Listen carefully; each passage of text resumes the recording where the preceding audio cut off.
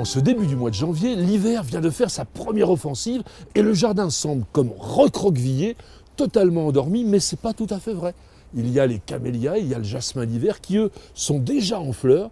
Et au mois de janvier, la grande vedette du moment, c'est le mimosa. Et je vous invite à découvrir cette plante des climats doux dans notre rubrique Jardin d'ailleurs.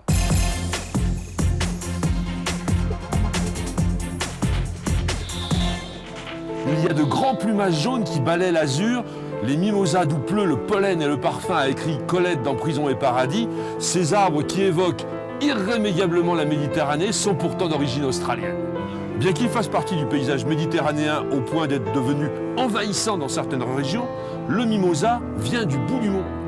En 1793, alors que Napoléon est parti guerroyer en Égypte, il laisse son épouse Joséphine libre de s'adonner à son plaisir particulier, la découverte des végétaux. Elle se promène sur la Riviera et découvre le climat subtropical de la Côte d'Azur. Enchantée, elle y fait venir énormément de plantes qui viennent du bout du monde. Et c'est comme cela qu'en 1804, le mimosa nous arrive de l'Australie. Les botanistes ont le don incroyable de compliquer les choses. Accrochez-vous. Le mimosa, pour les botanistes, c'est acacia. Notre acacia, à nous, c'est le robinier, celui qui fleurit au printemps et dont on consomme les beignets avec délectation. Quant au mimosa, pour les botanistes, c'est cette petite plante absolument adorable qu'on appelle la sensitive et dès qu'on touche ses feuilles, elle se replie sur elle-même. Donc on n'y comprend plus rien et on va continuer à dire un mimosa, bien sûr. Et il existe 1200 espèces de mimosa, d'acacia.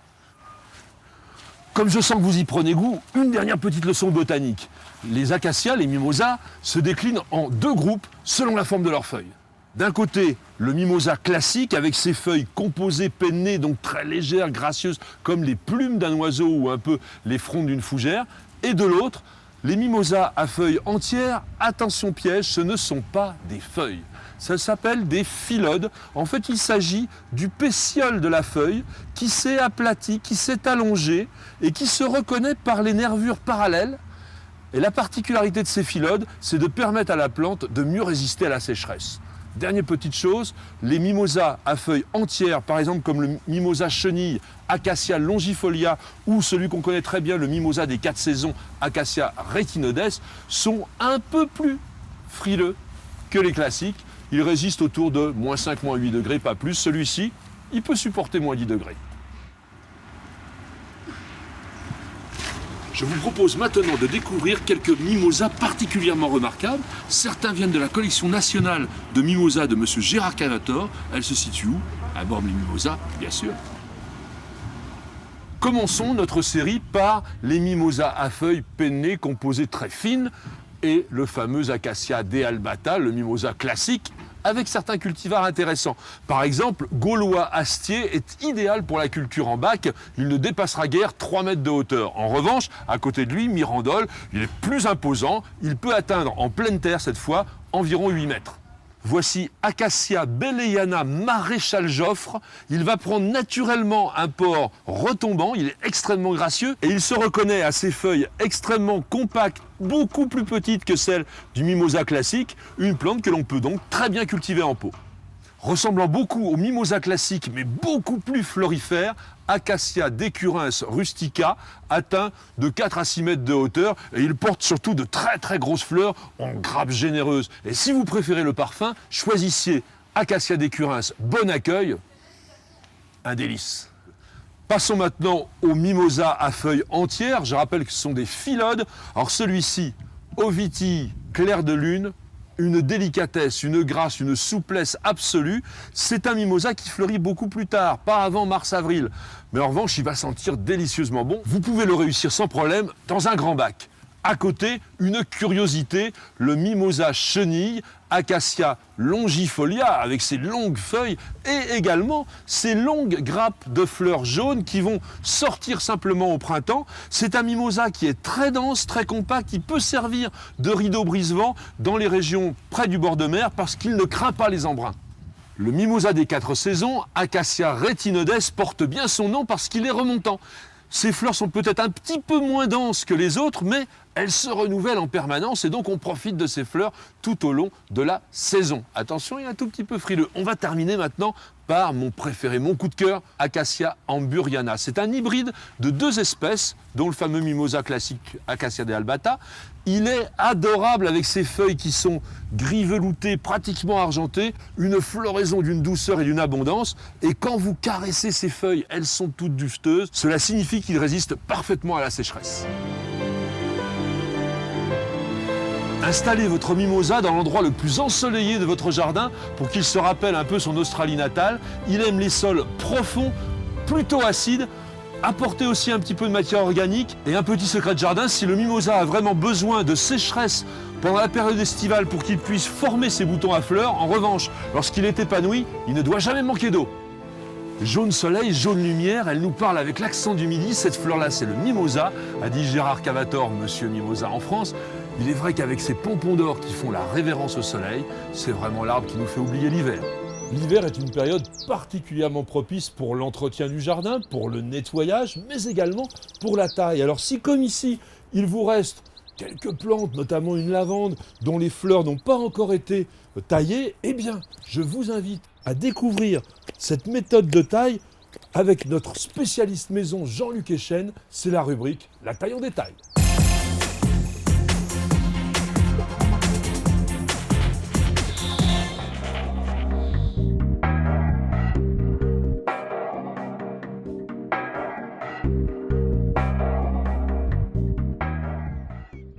La lavande, c'est un sous-arbrisseau. On a ici une partie ligneuse, une partie herbacée et la plante fleurit sur le bois de l'année. Il va bientôt falloir les tailler. Donc si vous voulez éviter que votre lavande ne vieillisse trop vite, qu'elle devienne toute grise et soit creuse, l'idéal c'est de tailler au basculement de la fleur, fin juillet, début août. L'inflorescence de lavande est composée d'un épi de fleurs et on va pouvoir commencer à tailler les fleurs à partir du moment où la moitié de ces petites fleurs sont fanées. À cette période, vous récoltez des fleurs, un coup de sécateur et vous formez la touffe à la cisaille. De la main gauche, je saisis l'ensemble des tiges et de la main droite, je coupe avec le sécateur. Et là, j'ai une vraie récolte de lavande pour parfumer mes armoires.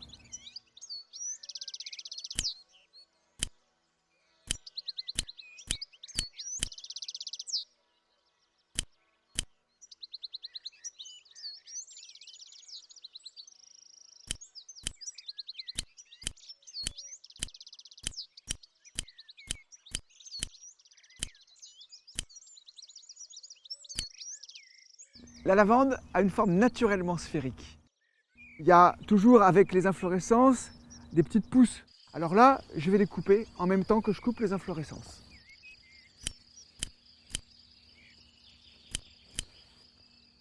Une fois que j'ai terminé avec le sécateur, je vais sculpter la lavande en boule à la cisaille. Ici, j'ai des jeunes lavandes sur lesquelles je vais faire une taille de formation.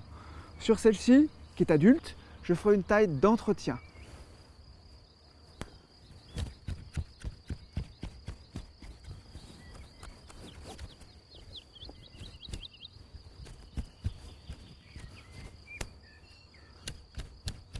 Donc sur la taille d'entretien, je fais bien attention à ne pas descendre trop bas et je taille toujours la moitié de la taille de la pousse de l'année. Un petit conseil de pro, pour bien réussir un arrondi, je me sers de la forme de la cisaille, à la fois un côté convexe et un côté concave. Et c'est le côté concave qui va me permettre d'épouser ici la forme arrondie et d'avoir une sphère parfaite. Et voilà, c'est terminé. À bientôt pour une nouvelle taille en détail. Dans notre première émission, je vous avais présenté cet endroit du jardin dans lequel nous avons planté pas mal de plantes exotiques. Il y avait Cordinine australis, Bananier d'Abyssinie et puis une énorme fougère arborescente, Dicksonia antarctica. Et bien fort heureusement, nous avons été précautionneux et nous les avons déjà protégées pour l'hiver. Ça va nous permettre de lancer notre rubrique Conseil jardinier, c'est la protection des plantes.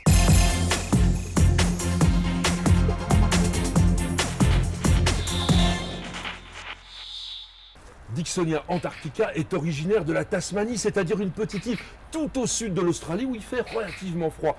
Elle va tenir jusqu'à moins 7 degrés environ, mais prudence, on va la rentrer. Et avant cela, je vais lui faire une coupe au bol complètement à ras, de manière à ce que la plante rentre complètement en dormance. Ça, c'est très important. Les feuilles, que l'on appelle des frondes parce que c'est une fougère, se sont développées au cours de la saison et elles forment petit à petit ce que l'on appelle le tronc, mais qui n'est pas un vrai tronc, c'est un stipe pour les botanistes. Eh bien, on va couper tout cela à ras de manière à ce que la plante puisse recommencer à nous faire un très beau panache à partir du printemps. Donc on y va, hein. Faut pas avoir peur, donc on va juste garder la base de chaque fronde.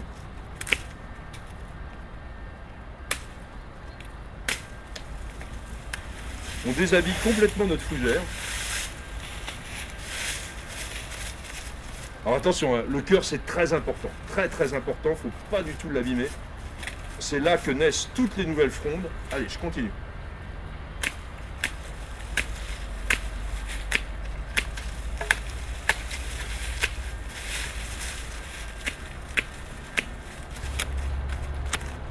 Voilà, hein, elle a un peu pied de rallure, ne vous inquiétez pas, ça repartira très très fort au printemps. Nos fougères arborescentes vont passer tout l'hiver sous cette verrière, juste maintenue hors gel, allez, entre 5 et 12, 15 degrés maximum dans la journée. Il suffira simplement de temps à autre de leur mettre un petit peu d'eau juste au cœur, parce que cette plante ne doit jamais se dessécher. Je vous ai montré dans un autre sujet comment hiverner la fougère arborescente Dixonia antarctica. Donc j'ai récupéré énormément de frondes de ces fougères. Vous pouvez aussi en trouver dans la forêt par exemple. Que faire avec ces frondes? Eh bien, on peut les utiliser pour protéger contre les frimas d'autres végétaux. C'est ce que nous allons voir aujourd'hui en détail.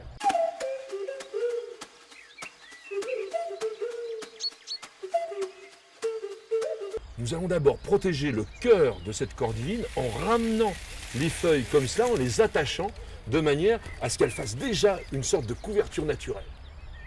Avant toute chose, je vais déjà nettoyer complètement la touffe parce qu'il ne faut pas que des feuilles très tendres comme celle de l'érable ou celle du liquide ambar qui est derrière moi viennent pourrir pendant l'hiver parce que ça générerait des maladies cryptogamiques. Donc on nettoie tout et l'intérêt de la fougère c'est qu'elle ne va pas se décomposer mais se dessécher, assurant une excellente protection. Donc le principe consiste à remonter toutes les feuilles de la touffe vers le haut, bien attacher tout le monde comme ça, puis maintenant voilà, on va mettre simplement une petite ficelle et puis ça va tenir.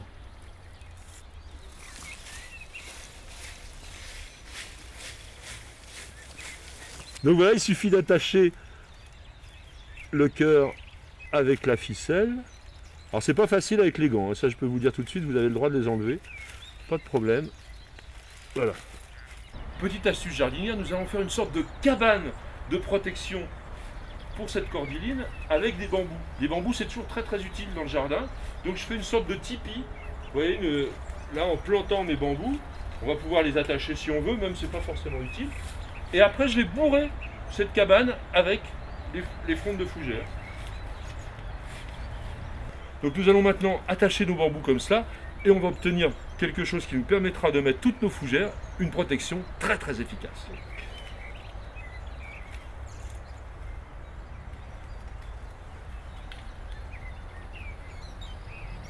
L'intérêt de la fronde de fougère, c'est qu'elle résiste très très bien à l'eau, qui glisse, on va dire presque roule en gouttelettes dessus.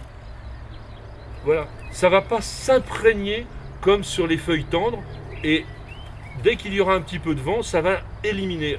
D'autre part, toutes les frondes comme ça sont très aérées, donc on va permettre une circulation d'air en permanence tout en apportant quand même donc ce manteau qui est très important pour la plante. Donc on va glisser nos fougères, on peut bien sûr les casser, il n'y a pas de problème, à l'intérieur de notre petite maison de protection. On peut même les planter, pourquoi pas, ça sera encore plus solide. Et tout à l'heure, on va attacher encore une fois tout cela. Et plus on en met épais, et plus la protection sera bonne. Donc il faut bien insister sur le bas aussi, parce que c'est au niveau du sol que la plante est la plus fragile. Donc casser les frondes de fougère comme je le fais là, de manière à pouvoir bien les glisser à l'intérieur. Et là, je peux vous garantir que déjà, on sent pratiquement la chaleur qui est à l'intérieur de tout cela. Et en cas de très grand froid, on pourra même recouvrir l'ensemble d'un voile d'hivernage. Après vous avoir présenté comment protéger avec des fougères notre cordyline et la laisser en place, on voit bien ici que le malheureux bananier d'Abyssinie ne pourra pas rester pendant tout l'hiver. La moindre petite gelée va le ratatiner. Alors nous allons tout simplement l'extraire, l'empoter et le mettre au repos pour l'hiver dans la véranda. Le bananier est une herbe, donc l'important c'est que la tige centrale, le cœur, soit encore vivant. En revanche, ces malheureuses feuilles, il faut les éliminer parce qu'elles n'ont plus aucune chance. Donc on va utiliser un outil pour pouvoir nettoyer complètement notre bananier. Au boulot.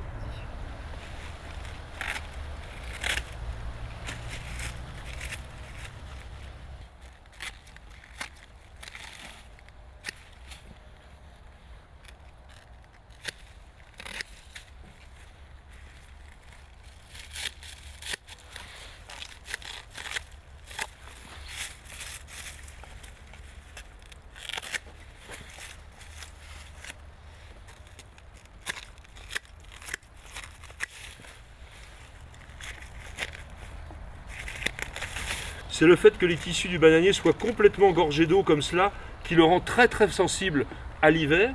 Et toutes ces parties-là vont petit à petit se solidifier et produire le stipe, qu'on appelle aussi le tronc, mais que ce n'est pas un vrai tronc.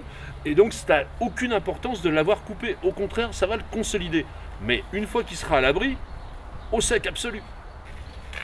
Donc les tissus humides comme ça sont extrêmement sensibles à la pourriture. C'est pour ça qu'il va falloir quand même mettre la plante pendant quelques temps au sec. Et là on va l'arracher tout simplement avec la terre d'origine. Alors on va prendre soit une fourche bêche, soit une bêche. Alors on va nettoyer le sol. J'ai pris plutôt une bêche parce que même si c'est plus difficile de faire pénétrer le fer de la bêche dans le sol, en revanche pour faire une motte, on va avoir plus de possibilités. On va vraiment découper, on va dire, la terre autour de notre bananier. Bon là c'est vrai qu'on a une terre qui est bien, hein, c'est travaillé, c'est une terre de jardinier ça, c'est pas une grosse terre lourde. Donc je fais un petit découpage comme ça. Donc là on sent par contre que c'est plus difficile. Voilà. En revanche ici je n'ai pas encore travaillé, donc on va le découper.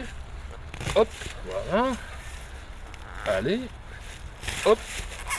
Donc théoriquement on ne devrait pas avoir beaucoup de mal maintenant à extraire la motte de notre bananier. Vous voyez, regardez, ça va venir tout seul. Voilà, hop, voilà. Donc maintenant c'est pas compliqué, on va le mettre dans un pot. Maintenant que notre plante a été extraite du sol, ben voilà, je vais la remettre en place. Alors bien sûr là c'est un peu trop gros, bon, on va couper la motte, hein, c'est pas compliqué. Rien de tel qu'un mini tranche bordure pour pouvoir habiller une motte correctement. Donc voilà, là on va la sculpter.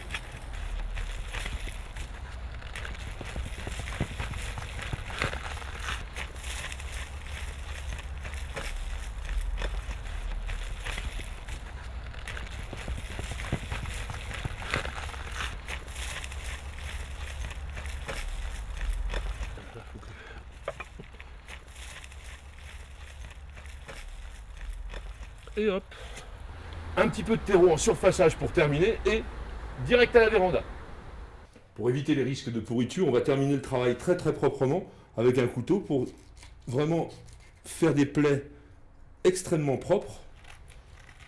Et on voit que les tissus sont carrément des alvéoles dans lesquels il y a de l'eau. Maintenant, ce bananier d'Abyssinie va passer tout l'hiver dans la véranda entre 10, 12, 15 degrés maximum. Très peu d'arrosage, pas plus d'une fois tous les 15 jours, mais vraiment avec parcimonie.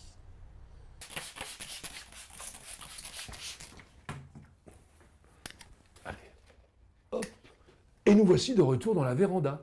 La véranda où nous stockons toutes les plantes dont je viens de vous montrer un petit peu la protection hivernale, mais également où nous avons une superbe collection de plantes un petit peu rares, comme ce Nepenthes dont je viens de couper une urne qui était morte. C'est une plante carnivore originaire de Bornéo. Mais nous avons également aussi des plantes à fleurs, des plantes qui toute la saison sont en fleurs, comme cet anthurium. Anthurium, la fleur à queue. Anthos du grec, fleur, et oura, la queue. Eh bien, ce sera notre plan de coup de cœur du moment, plan de coup de cœur présenté par Pierre-Adrien Lagneau. C'est tout de suite.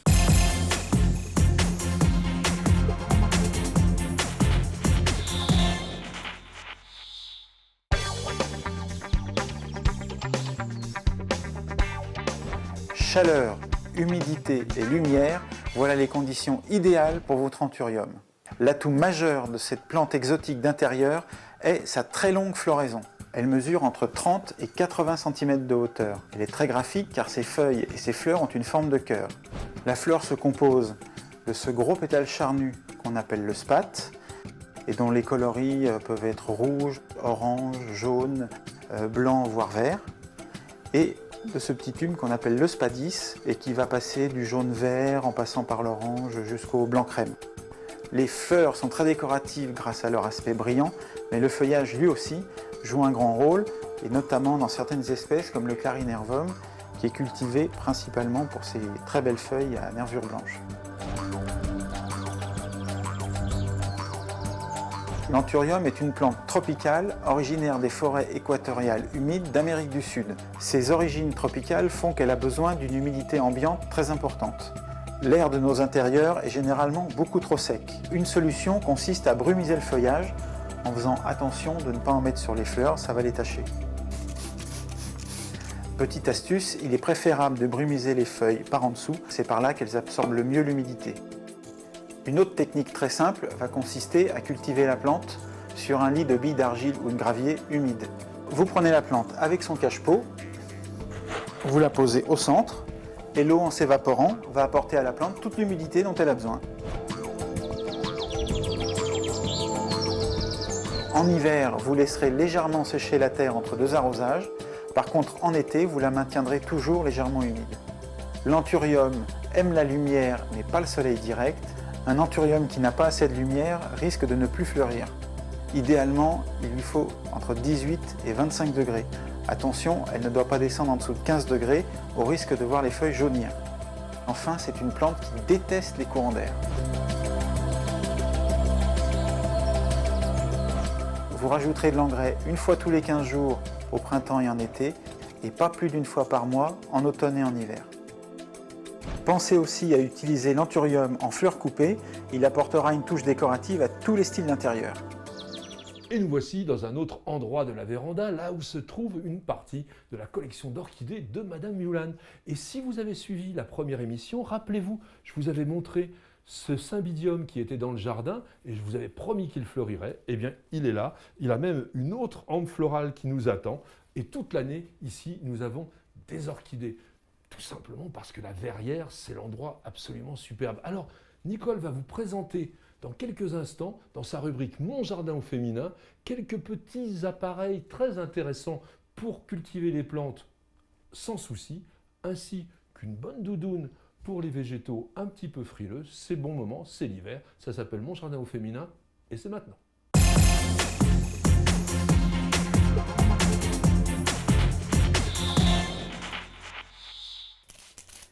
Bonjour à tous, l'hiver est une période difficile pour les plantes et pour le jardin.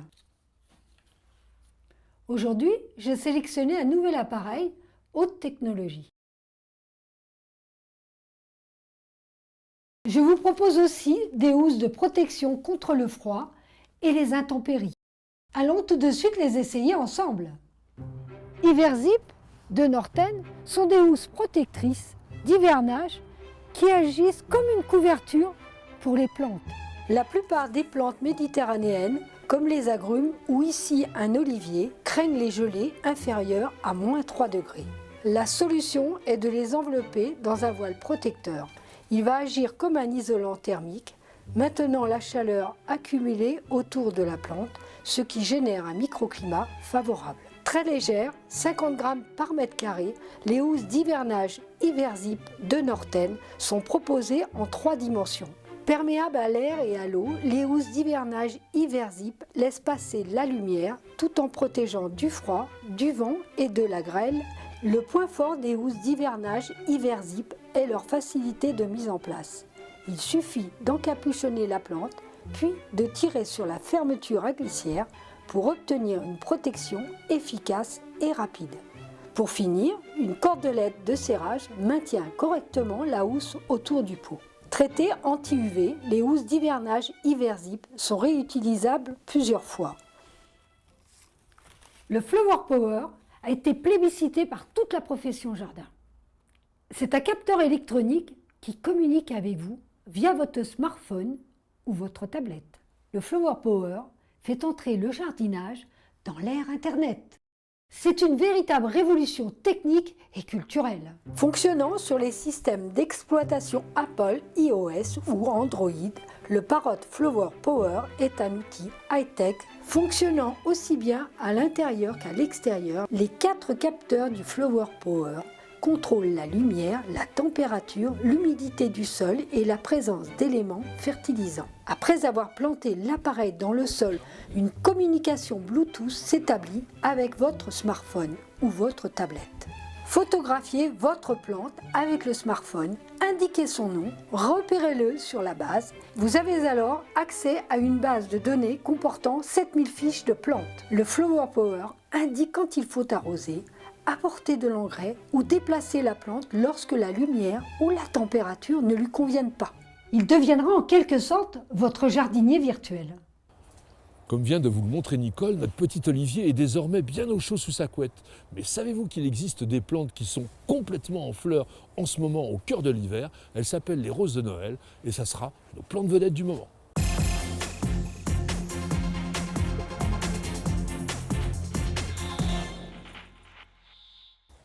Et voici la plante que l'on appelle la rose de Noël. Ça n'a strictement rien à voir avec des rosiers et ça fleurit pas toujours non plus à Noël. Alors quelle est cette mystérieuse plante? Eh bien, elle s'appelle l'hellebore noir. Alors l'hellebore noir, pas parce qu'elle a des fleurs blanches, bien évidemment, parce que ses racines sont noires. Et hellebore, Helleborus niger pour les botanistes, est une plante cousine des renoncules. Donc, comme toutes les plantes de la famille des ranunculacées, elle est toxique. Elle est toxique et on l'a longtemps appelée l'herbe des fous parce qu'on pensait qu'elle pouvait être un remède contre la folie. Alors, pourquoi aujourd'hui, en plein mois de janvier, vous présentez cette rose de Noël? Eh bien parce que sa date de floraison normale dans un jardin est plutôt justement de la mi-janvier, voire même début février, jusqu'à fin mars, parfois début avril. Mais il y a aujourd'hui de nombreuses nouvelles variétés, des cultivars, des obtentions horticoles qui ont été créées pour obtenir à la fois des plantes qui fleurissent très bien en pot, que vous allez pouvoir mettre sur votre balcon et je vais vous montrer comment on peut faire un petit décor. Et celles-là, elles fleurissent dès Noël et surtout, ce sont des merveilles de floraison avec des dizaines et des dizaines de boutons. Alors pourquoi ce nom curieux de rose de Noël pour une plante qui n'a rien à voir avec tout cela?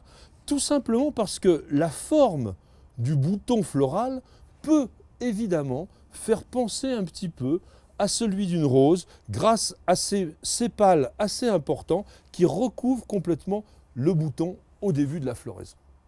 Nous allons donc nous composer une jolie petite jardinière d'hiver, que ce soit pour le jardin ou pour le balcon, avec bien évidemment une rose de Noël, mais également petit cyclamen mini et voire même d'ailleurs une bruyère. Regardez, on va se faire un petit jardin tout simplement comme ça et puis ici je vais mettre ma rose de Noël. Alors cette rose de Noël ici, elle est un peu particulière, regardez, elle est un petit peu jaunasse, c'est pas grave, au printemps de l'engrais et elle redémarrera. Pourquoi est-ce qu'elle est un peu jaune? Eh bien tout simplement parce qu'elle a des dizaines et des dizaines et des dizaines de pousses et elle est très à l'étroit dans son pot, donc elle a grand fin. Alors maintenant on va dépoter tout ce monde-là. Alors c'est pas forcément ce qui est le plus facile. Si, alors regardez un petit peu cette racine là, c'est riche, c'est beau, c'est vraiment en pleine forme. Alors on va quand même essayer de la casser un petit peu. Voilà. Il faut éviter le chignon.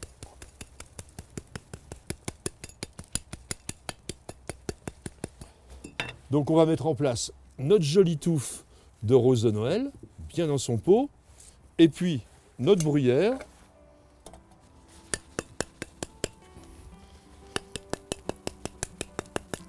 Voilà. Hop, petite bruyère. Donc un peu de terreau. Hop.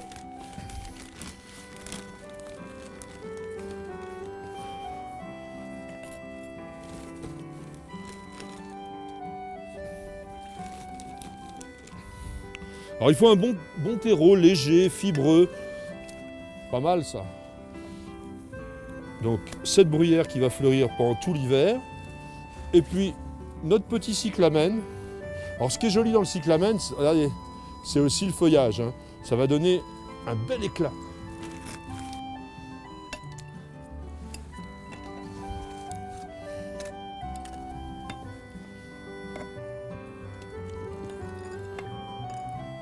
Voilà. Regardez ça, ça fait déjà un joli petit jardin. Ben maintenant, on va remplir tout simplement avec du terreau.